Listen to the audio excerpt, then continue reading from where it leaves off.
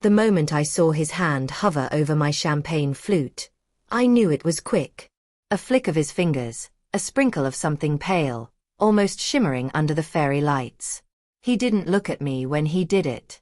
He kept smiling at the guests, nodding at old colleagues, pretending to be the proud father. My father was many things. Careless wasn't one of them. I kept my expression steady. My fingers itched to throw the glass in his face to scream. Instead, I reached for it, let the stem cool against my skin, and smiled back at him. The room was a soft blur of applause and clinking glasses, the smell of lilies from the centerpieces, the low hum of polite conversations. My sister was 2 feet away laughing at something a family friend had said. She didn't notice me walk over. She didn't notice the subtle handoff. She just took the glass, still laughing, and drank. And my father froze. When I was younger, I thought my father was unshakable. The kind of man who filled a room, whose voice made people sit straighter. He was the man who taught me how to swim, how to lie convincingly, and how to never cry in public. I used to cling to his arm at events, proud to be his daughter. He told me I'd inherit his empire one day, that I was his sharp one, the one who understood the game. But my sister, she was his favorite. Everyone knew it. He called her sweet girl, spoke to her like she was delicate crystal that might shatter if handled wrong.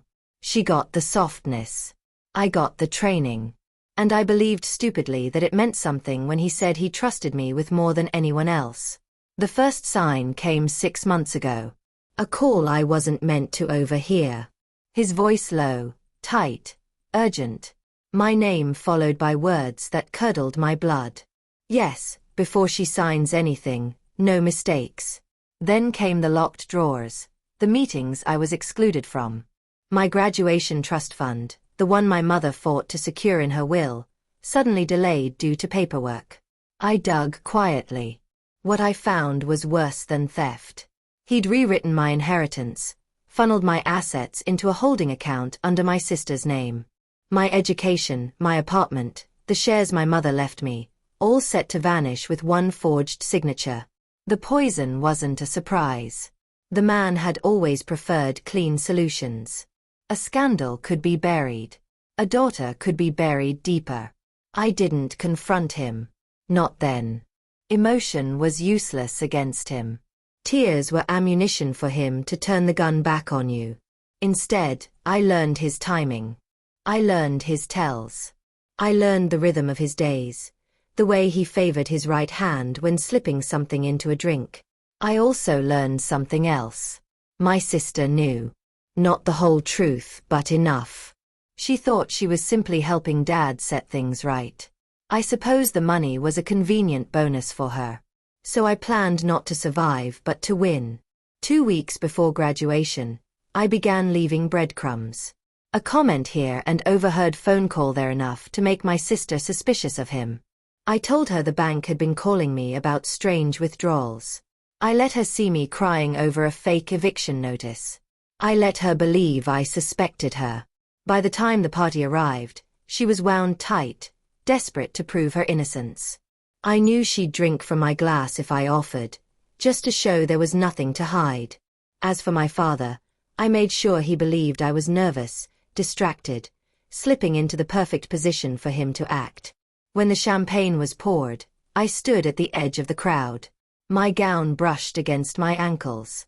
My father approached, congratulatory smile plastered in place, his other hand already curled in his pocket. And then that flick, that glimmer, that betrayal distilled into one simple movement. I turned slow and deliberate and crossed to my sister. She was mid-laugh, cheeks flushed. I offered the glass like a peace treaty. She took it, eager to prove herself innocent of something she didn't fully understand. The first sip was enough. Her smile faltered, eyes darting to my father. His hand twitched, the mask cracking for just a second. The second sip and her laughter died completely. She swayed, catching herself on the back of a chair. Guests turned. Someone asked if she was all right. I didn't answer. I just watched my father. Panic is an ugly thing on a man who's built his life on control.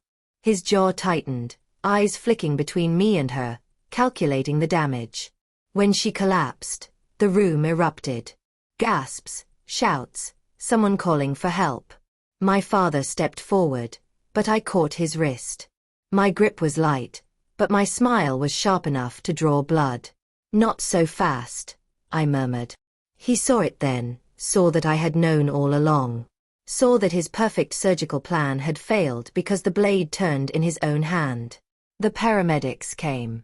They took her away. She lived, but not without lasting damage. Enough that she'll never sign anything again without a guardian present. A guardian I appointed. My father's empire crumbled faster than I expected.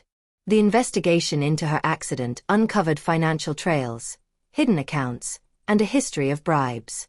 His name became a warning, not a legacy. I didn't need to touch a single dollar. The money came back to me legally, cleanly. And he lives in a place where the locks click from the outside. I think about that night often.